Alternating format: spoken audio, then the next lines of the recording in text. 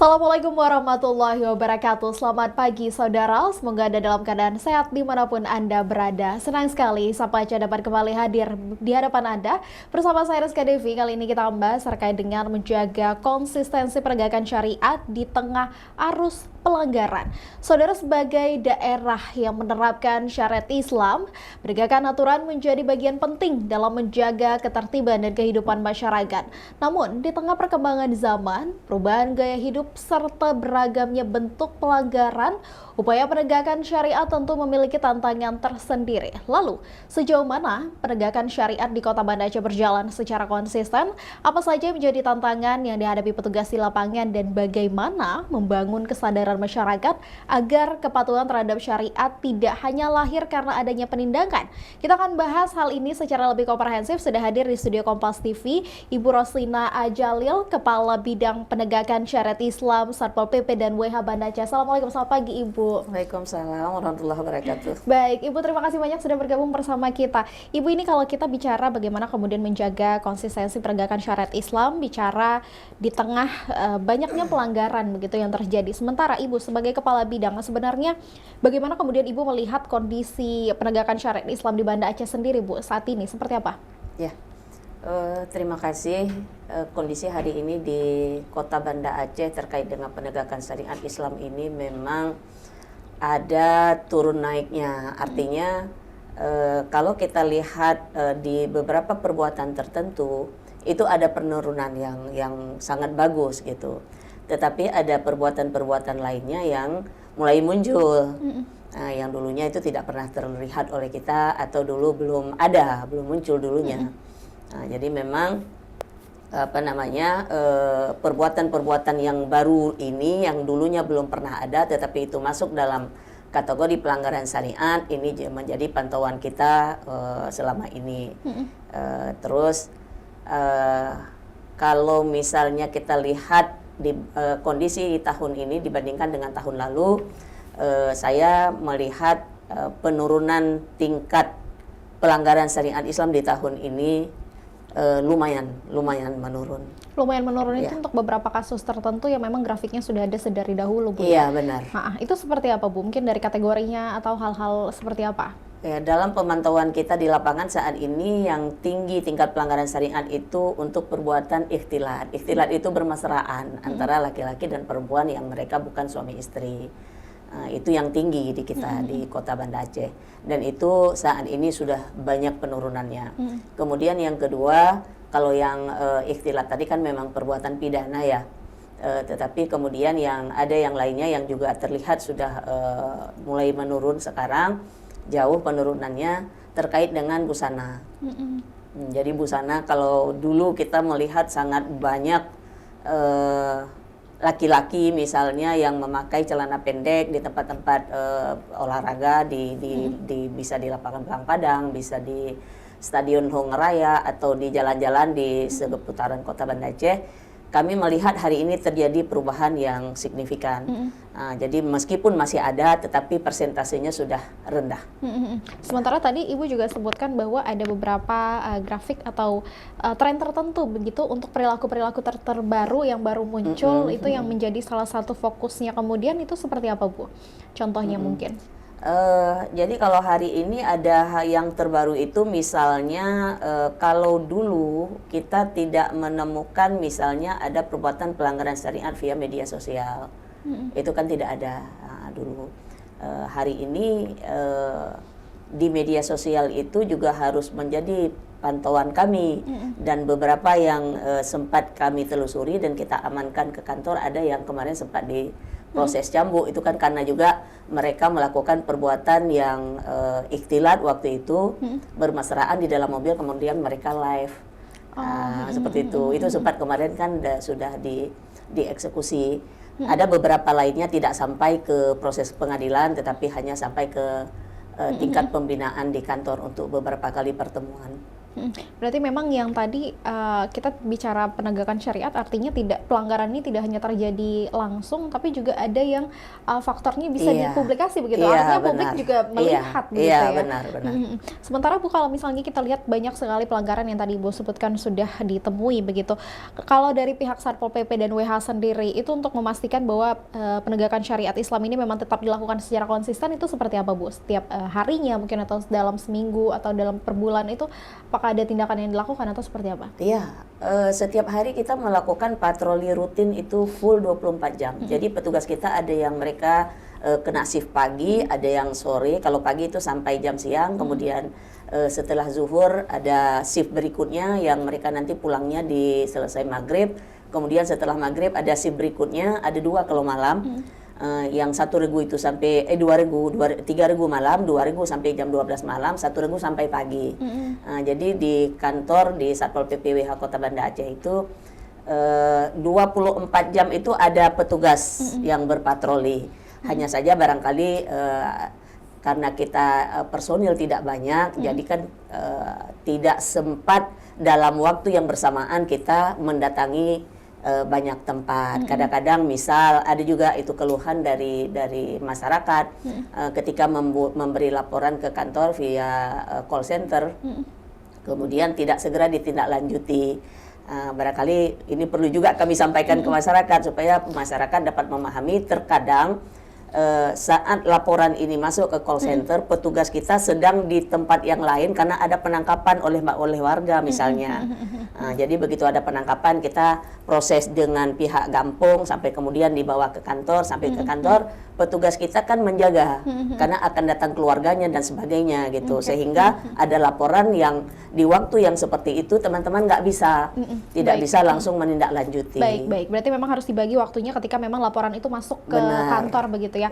Sementara saudara kita akan jeda sejenak, sesaat lagi kita akan membahas bagaimana kemudian membagi waktu atau operasi ketika ada laporan, sementara juga bagaimana nanti penertiban yang dilakukan oleh pihak Satpol PP atau WH. Setelah lagi saudara tetap bersama kami di Sabaja.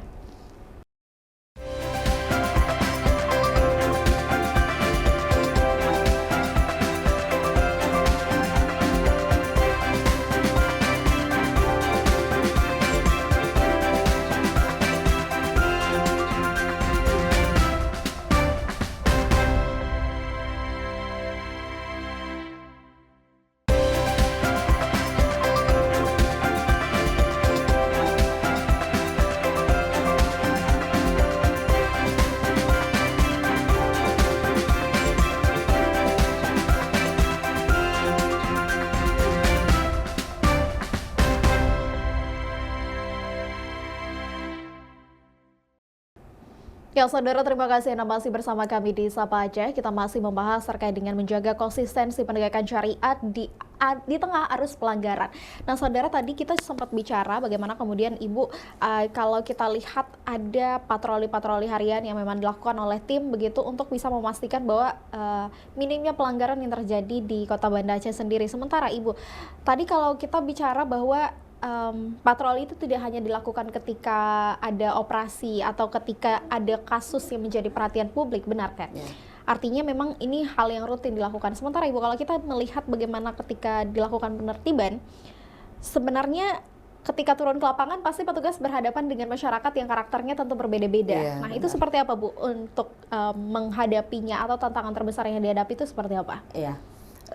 Memang pengalaman kita di lapangan ini beragam ya, tergantung siapa yang kita hadapi. Ada yang terkadang ketika kita berhadapan dengan pelanggar, mereka itu merespon baik, artinya dia menyadari kesalahannya dan langsung minta maaf gitu. Minta maaf langsung pulang. Tetapi ada juga 1-2 yang memang mereka merasa kami kan tidak melakukan perbuatan yang salah, menurut mereka itu tidak salah gitu. Tapi kenapa mereka diberikan pembinaan, ditegur dan sebagainya gitu. Tetapi kita selalu sampaikan kepada teman-teman personil lapangan yang bertugas supaya teman-teman melakukan tugas itu dengan cara yang humanis, dengan tutur kata yang sopan, yang santun, tetap menghormati mereka walaupun mereka itu melakukan pelanggaran syariat, sehingga ketika teman-teman bicara itu masyarakat yang melakukan pelanggaran ini dapat menerima dengan positif juga gitu. meskipun ada juga apa namanya satu dua yang terkadang sampai marah gitu. Jadi dalam kondisi misalnya mereka marah, itu kita sampaikan ke teman-teman supaya tidak menjadi nanti pengumpulan massa gitu karena ada keributan dan sebagainya. Dalam kondisi ada perlawanan yang tidak bisa dikendalikan di lapangan, maka bawa ke kantor. Baru di kantor kita bicara baik-baik, dan biasanya ketika di kantor nanti mereka baru menyatakan minta maaf tadi dia terbawa emosi dan sebagainya. Jadi memang lebih mudah kita bicaranya di kantor. Jadi artinya ada pendekatan emosionalnya nanti ketika memang sudah dibawa ke kantor. Sementara Ibu, kalau misalnya kita bicara bagaimana kemudian salah satu upaya dalam penertiban ini adalah pendekatan edukasi untuk sebelumnya dilakukan begitu dari pembinaan. Itu kan memang diutamakan begitu sebelum nantinya petugas bisa mendapati pelanggaran itu. Kalau dari Satpol PP dan WH sendiri itu seperti apa, Bu? Mungkin edukasinya yang diberikan ataupun pembinaannya ketika memang menemukan adanya masyarakat yang melakukan pelanggaran nanti di kantor, atau seperti apa? Untuk di lapangan kita juga memberi edukasi dengan cara berkeliling. Teman-teman WH Putri ini yang lebih sering, yang putrinya menggunakan pengeras suara, jadi memberi himbauan sepanjang mereka berkeliling di seluruh kota Banda Aceh. Ini kan mereka sering masuknya ke wilayah-wilayah wisata, misalnya kayak di sepanjang Pantai Ulele. Jadi ketika melihat banyak misalnya muda-mudi yang duduk misalnya menjelang maghrib masih belum bubar, itu teman-teman menyampaikan via pengeras suara, menghimbau mereka untuk bersegera kalau misalnya mereka sedang makan, minum dan sebagainya, untuk bersegera karena sebentar lagi akan masuk waktu salat maghrib. Kemudian kalau misalnya di jam-jam yang pagi atau di jam siang, itu teman-teman memberi himbauan supaya semua orang menjaga sikap dan tingkah lakunya ketika mereka duduk di tempat-tempat publik gitu. Jadi tidak ada mereka duduk dengan misalnya bersentuhan yang dalam arti mereka bermesraan, karena itu kan salah satu perbuatan yang melanggar kanun syariat Islam. Jadi edukasi seperti ini terus-menerus diberikan oleh teman-teman. Di samping juga di tempat-tempat tertentu teman-teman turun. Jadi tergantung misalnya kondisi pelanggarnya di lapangan seperti apa gitu. Jadi kalau butuh teman-teman turun, teman-teman berhenti dan turun menyapa, kemudian memberi pembinaan dan meminta mereka untuk pulang. Misalnya mereka duduknya di tempat yang jauh dari keramaian, hanya berdua saja. Itu kan kekhawatiran kita, karena tidak ada orang lain di tempat itu kan kemungkinan nanti mereka akan melakukan perbuatan lain yang lebih jauh gitu, yang melanggar syariat. Jadi ya, untuk yang seperti itu didatangi oleh teman-teman, diberikan teguran dan diminta untuk pulang atau duduk di tempat-tempat yang misalnya kayak di warung yang ramai orang lah, sehingga tidak ada potensi mereka akan melakukan perbuatan yang lebih jauh gitu untuk melanggar syariat.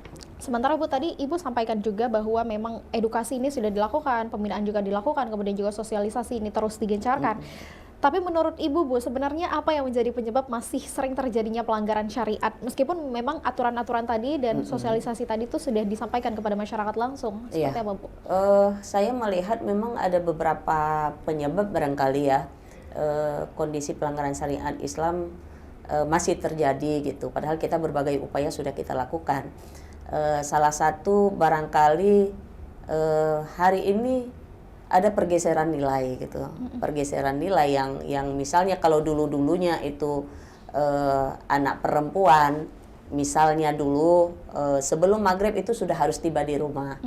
Dulu kan seperti itu ya, di masyarakat kita, masyarakat Aceh. Tetapi hari ini ada orang-orang yang terkadang anaknya tidak pulang sampai jam 11 malam juga kayak biasa saja. Artinya saya melihat ini, kalau kita ingin menata ini menjadi lebih bagus, maka perlu diperkuat mulai dari keluarga. Jadi kalau misalnya anak-anak ini tinggal bersama orang tuanya, maka seharusnya orang tuanya betul-betul memantau anaknya ini, kapan mereka boleh keluar, kemana anaknya pergi, kemudian bersama siapa misalnya, kemudian ada batasan dia harus pulang di jam berapa. Kalau misalnya orang yang jauh dari kota Banda Aceh, misalnya anaknya merantau ke Banda Aceh, ada pemantauan dari orang tuanya. Di samping kan kita yang memang petugas dari Pemku Banda Aceh gitu, di WH yang memantau. Kemudian hari ini kondisi di kota Banda Aceh ini banyak orang yang datang ke Banda Aceh ini kan untuk mereka mencari kerja dan sebagainya gitu, sehingga mereka ini tidak terpantau tadi oleh orang tuanya, berpikir anaknya di Banda Aceh mungkin bekerja di tempat yang seperti apa, yang baik, yang bagus, tetapi ternyata di Banda Aceh misalnya anaknya nongkrong di warung kopi sampai menjelang pagi, misalnya seperti itu. Belum lagi kan ketika mereka nongkrong sampai menjelang pagi itu kan ada indikasi-indikasi negatif yang kemungkinan akan terjadi terhadap anak tersebut, sementara dia tidak ada pengawasan dari siapapun di Banda Aceh. Ini juga menjadi masalah. Jadi saya melihat kondisi ini terjadi karena masih lemahnya pengawasan dari orang tua yang pertama, kemudian juga kota Banda Aceh ini karena memang kita pusat pendidikan gitu, jadi orang-orang dari daerah manapun ya mereka ke Banda Aceh gitu, baik untuk pendidikan, untuk mencari kerja dan sebagainya. Kemudian satu lagi di samping perlu dari orang tua, kemudian penting sekali tingkat kesadaran hukum masyarakat. Jadi sebagus apapun aturan, sebagus apapun aparat penegak hukumnya, jika kesadaran masyarakat terhadap hukum itu lemah, maka pelanggaran-pelanggaran syariat ini masih tetap terjadi. Ya. Baik. Berarti memang kita melihat bahwa hal ini memang tidak hanya kontrolnya ada di pihak penegak syariatnya, tapi juga bagaimana membangun kesadaran dirinya dan tentunya kontrol dari keluarga ya Ibu. Benar. Sementara mungkin sesaat lagi kita akan bahas bagaimana kemudian spekulasi yang muncul di masyarakat terkait dengan penegakan syariat Islam yang terjadi di Kota Banda Aceh. Saat lagi saudara tetap bersama kami di Sapa Aceh.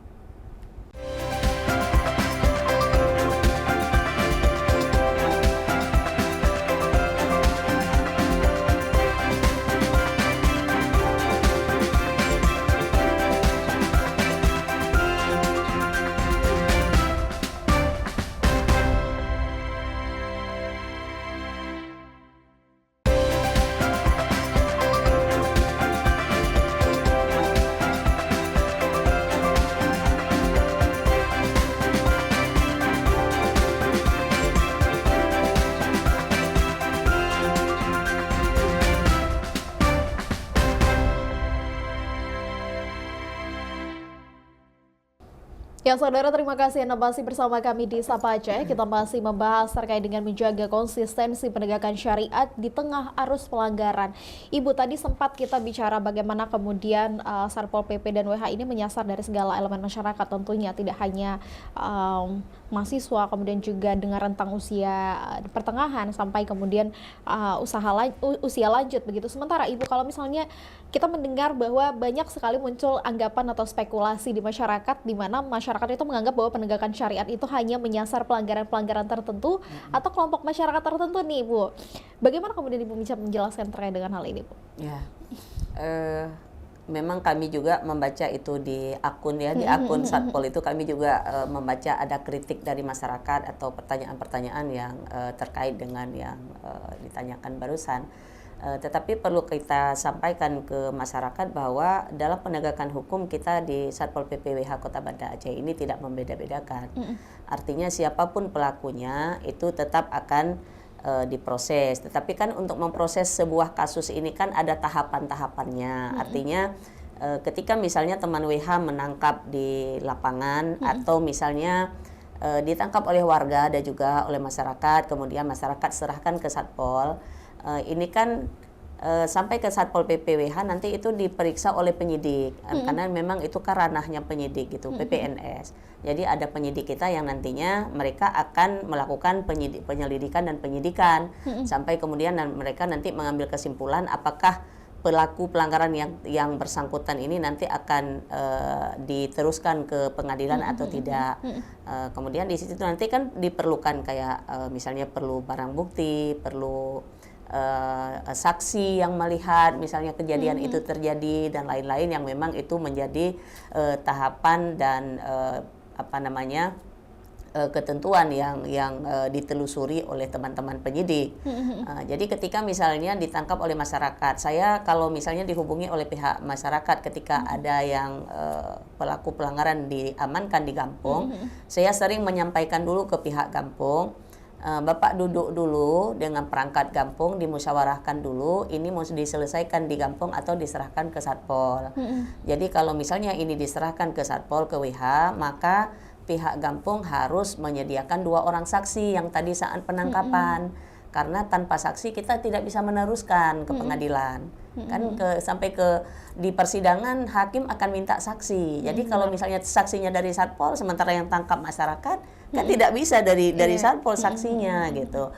Jadi hal-hal yang seperti ini terkadang tidak dipahami oleh masyarakat. Maka muncullah kadang-kadang kesan seolah-olah begitu diserahkan ke WH sudah dilepaskan. Mereka tidak paham ini, bahwa ketika serahkan ke kami maka beberapa yang dibutuhkan ini itu harus ada termasuk saksi yang bersedia dia untuk memberi keterangan dan bersedia juga nanti untuk hadir ke pengadilan ketika dipanggil gitu untuk memberi kesaksian di dalam sidang gitu. Jadi intinya tidak ada yang kita beda-bedakan, semuanya kita proses menurut tahapan yang ada di dalam ketentuan hukum. Hanya saja kalau memang tidak diproses karena itu tidak memenuhi tadi, bisa jadi unsurnya tidak terpenuhi, bisa jadi buktinya tidak ada, bisa jadi saksinya tidak ada, sehingga mau tidak mau ya tidak bisa kita lanjutkan ke pengadilan. Jadi kondisinya seperti itu. Jadi tidak ada yang kita beda-bedakan, semuanya kita perlakukan sama. Baik. Berarti memang kita tetap menyasar berbagai elemen ya, Bu. Sementara Ibu tadi kalau misalnya kita bicara penegakan syariat begitu, Aceh sendiri kan punya kanun, Bu. Jadi kalau misalnya untuk penindakannya ada hukuman cambuk, kemudian juga ada hukuman-hukuman lain. Sebenarnya Ibu, mungkin Ibu bisa beri satu contoh begitu bagaimana kemudian penegakan syariatnya seperti apa ketika kasus itu ditemukan sampai dengan alur-alurnya dan nanti ketika diputuskan untuk hukuman cambuk itu seperti apa, Bu, polanya? Ya, untuk kasus yang katakanlah misalnya kalau yang tangkap itu personil kami, misalnya saat teman-teman kita patroli, misalnya di jam 1 atau jam 2 malam ditemukan di kawasan Pantai Ulele di tempat yang gelap ada laki-laki dengan perempuan di jam 2 dini hari. Nah, dalam kondisi seperti itu pasti kan teman-teman akan membawa kemari, apalagi saat ditangkap misalnya ada sesuatu yang sudah tidak sempurna, misalnya pakaiannya atau ya terlihat tidak sempurna, kemudian ditanyakan oleh teman-teman petugas, kemudian dibawa ke kantor gitu. Sampai ke kantor nanti kan diperiksa oleh PPNS. Jadi ketika tiba di kantor itu nanti akan diserahkan ke PPNS. Jadi PPNS lah yang memang melakukan menggali, istilahnya menggali kasus tersebut, kemudian menanyakan, memeriksa dan sebagainya, membuat BAP-nya. Jadi kalau nanti setelah diperiksa oleh penyidik, oleh PPNS ini, baru kemudian PPNS mengambil kesimpulan apakah ini diteruskan ke pengadilan atau kasus ini cukup diberikan pembinaan saja.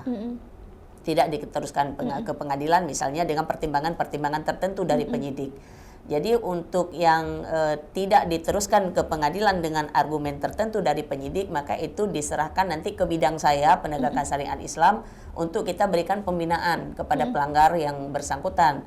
Jadi ada pelanggar syariat ini yang kita berikan pembinaan beberapa kali pertemuan. Ada yang sampai 7 kali pertemuan, ada yang sampai 10 kali pertemuan, dengan kita tidak hanya diberikan pembinaan oleh petugas kita dari WH, tetapi juga kita bekerja sama dengan Dinas Syariat Islam, ada dai, ada ustadz ustazah juga yang kita minta untuk memberi pembinaan kepada pelanggar yang bersangkutan gitu. Harapannya kan mereka nanti tidak mengulangi lagi. Tetapi kalau misalnya kasus tersebut tadi diputuskan oleh penyidik bahwa ini memenuhi unsur, ada bukti, ada saksi, dan ini menurut mereka disimpulkan bisa diproses hukum, maka yang berikutnya dalam 1 kali 24 jam itu akan dikeluarkan nanti penetapan dia bahwa dia ditahan. Ditahan itu tahap pertama biasa 20 hari sambil nanti penyidik membuat BAP-nya. Baru kemudian setelah lengkap semuanya diserahkan ke jaksa. Nanti di jaksa juga dibuat tuntutan oleh jaksa. Itu juga masih si pelanggar ini dalam tahanan. Ketika semua di kejaksaan prosesnya sudah siap semuanya, baru nanti jaksa akan tuntut yang bersangkutan ke Mahkamah Syariah. Jadi kalau sudah dituntut ke Mahkamah Syariah itu si tersangka ini akan dipindahkan ke rutan. Kalau yang perempuan dia akan dipindahkan ke rutan Longa selama ada proses persidangan nanti di pengadilan. Kalau yang laki-laki ke Kaju. Jadi selama dalam tahanan itu nantinya mereka kan mengikuti jadwal sidang di Mahkamah Syariah. Jadi nanti mengikuti sidang berapa kali persidangan sampai nanti ada putusan dari hakim. Ketika divonis oleh hakim kemudian tidak ada tidak ada minta banding misalnya dari pelanggar, dia menerima ketetapan putusan hukum itu menjadi ingkrah. Setelah ingkrah itu baru hakim itu memerintahkan jaksa untuk melakukan eksekusi. Ya, jadi sebenarnya eksekusi itu ranahnya jaksa. Jadi kita dari Satpol PP WH ini memfasilitasi pelaksanaan eksekusi. Tetapi penanggung jawab dari eksekusi itu eksekutornya itu jaksa. Berarti memang sama seperti perkara pada umumnya, proses pengadilannya itu tetap mengikuti hukum acara. Iya, benar-benar sama. Baik Ibu, tapi memang bagaimana kemudian kita bisa mengubah stigma masyarakat bahwa aturan itu tidak hanya harus ditakuti Bu ya, tapi memang menjadi sebuah nilai yang memang harus dijalankan sesuai dengan kesadaran tentunya. Ibu, terima kasih banyak atas perbincangan kita pada Sapa Aceh hari ini. Dan juga saudara, dari perbincangan tadi kita melihat bahwa menjaga syariat itu bukan hanya menjadi tugas para penegak hukum, tapi juga seluruh elemen masyarakat termasuk membangun kesadaran diri.